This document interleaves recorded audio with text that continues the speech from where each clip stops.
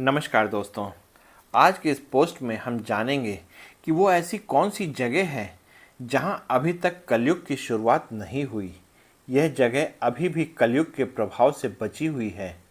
तो आइए देरी किए बिना इस जगह के बारे में जानते हैं। क्यों बचा है यह स्थान अभी भी कलयुग के असर से। वर्षों पहले की बात है मित्रों, जब कलयुग में सभी जगह अपने पैर पसार रखे थे, जिससे उस समय के ऋषि मुनि बड़े परेशान थे। वे तपस्या ध्यान आदि नहीं कर पा रहे थे और इसलिए उन्हें एक ऐसे स्थान की जरूरत थी जहां वे आराम से तपस्या कर सकें। इसलिए उन्होंने ब्रह्मा जी से अनुरोध किया और ब्रह्मा जी ने उन्हें एक ऐसा स्थान दिया जहां उन्होंने कलयुग के प्रभाव से बचने के लिए तप किया था। इस स्थान पर सभी तीर्थों का वास है, इसलिए इस स्थान की यात्रा के बिना सभी तीर्थों को अधूरा माना जाता है। वर्तमान में अभी कलयुग का दूसरा चरण चल रहा है।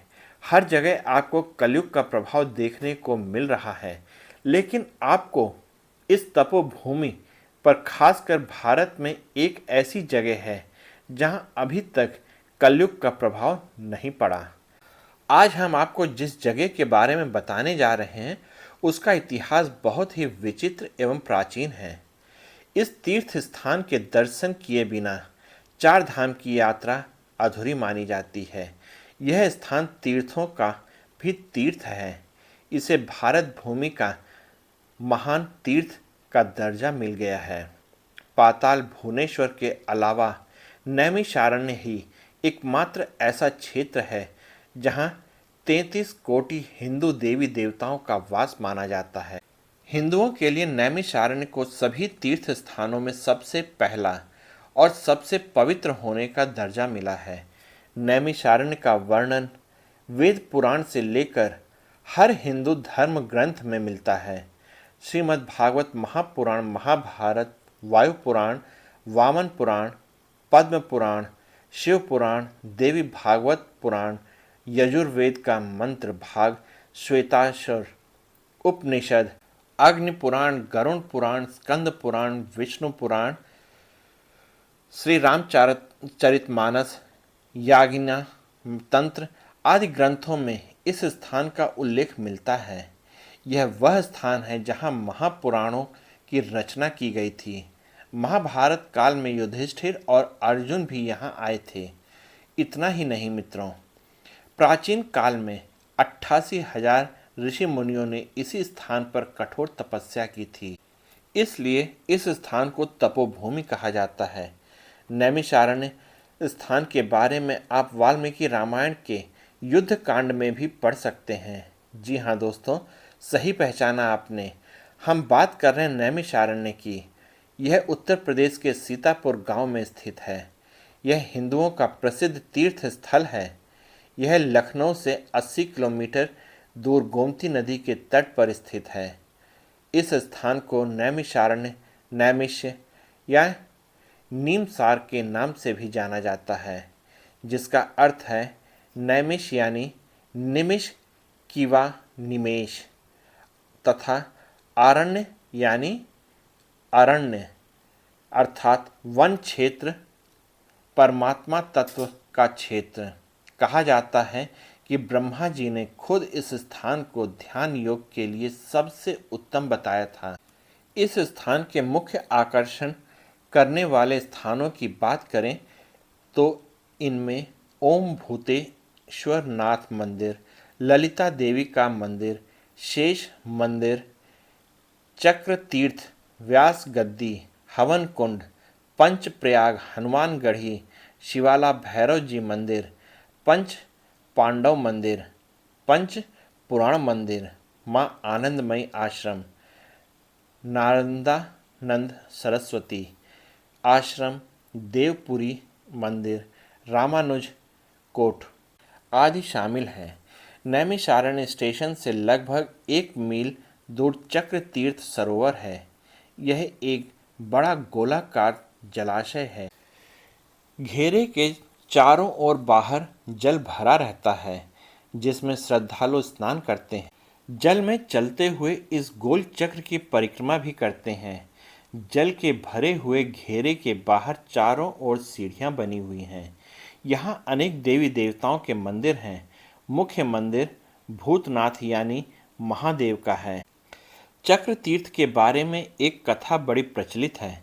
कहते हैं कि एक 88,000 ऋषि मुनियों ने ब्रह्मा जी से निवेदन किया कि जगत कल्याण के लिए उन्हें तपस्या करनी है।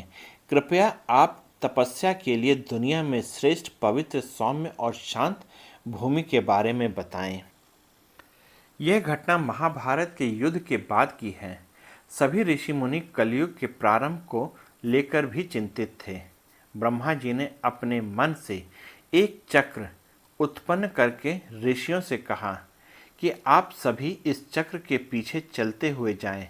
जिस भूमि पर यह चक्र का मध्य भाग यानी नेमी खुद गिर जाए तो समझ लेना कि वही पृथ्वी का मध्य भाग है। ब्रह्मा जी ने यह भी कहा कि यह वह स्थान कलयुग के प्रभाव से मुक्त रहेगा। कहा जाता है कि इसी स्थान पर चक्र का नेमि गिरा था, जिस वजह से इसका नाम नैमिषारण्य पड़ा और यह जगह चक्र तीर्थ के नाम से जानी गई। इसके अलावा यह भी कहा जाता है कि नैमिषारण्य वह स्थान है जहाँ पर ऋषि दधीच ने लोक कल्याण के लिए अपने दुश्मन देवराज इंद्र को अपनी अस्थियां दान की थीं।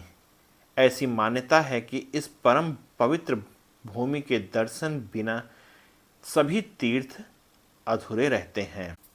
84 कोस की परिक्रमा।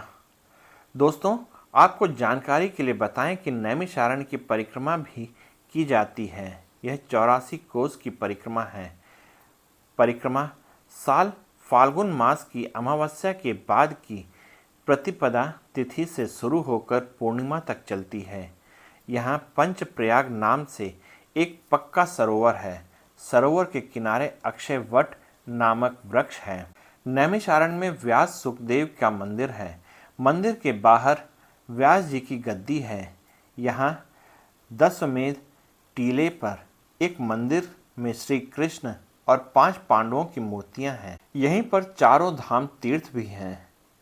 महर्षि गोपाल दास जी के द्वारा स्थापित जगन्नाथ धाम, बद्रीनाथ धाम, द्वारिकाधीश धाम और रामेश्वरम धाम के मंदिर हैं। नैमिषारण्य को सतयुग या कृतयुग से जाना जाता है, जो सबसे प्राचीन युग है।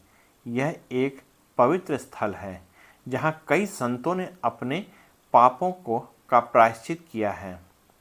हिंदू पौराणिक कथाओं के अनुसार माना जाता है कि चक्र तीर्थ का निर्माण ब्रह्मा के हृदय से निकले चक्र से हुआ था।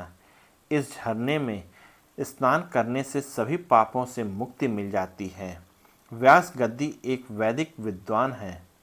व्यास ने पुराणों की रचना की और वेदों के 4 भागों में विभाजित किया और अपना ज्ञान जैमिनी, अंगिरा पैल, शुकदेव, वैशंपायन और सुद को दिया।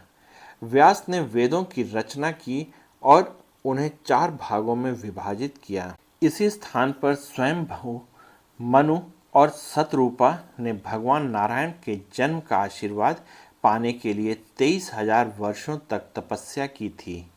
तो दोस्तों, आपको ये जानकारी कैसी लगी? आशा करते हैं कि अच्छी ही लगी होगी और आप लोग इस लेख में हमारे साथ बने रहे, इसके लिए आप सबका बहुत बहुत धन्यवाद।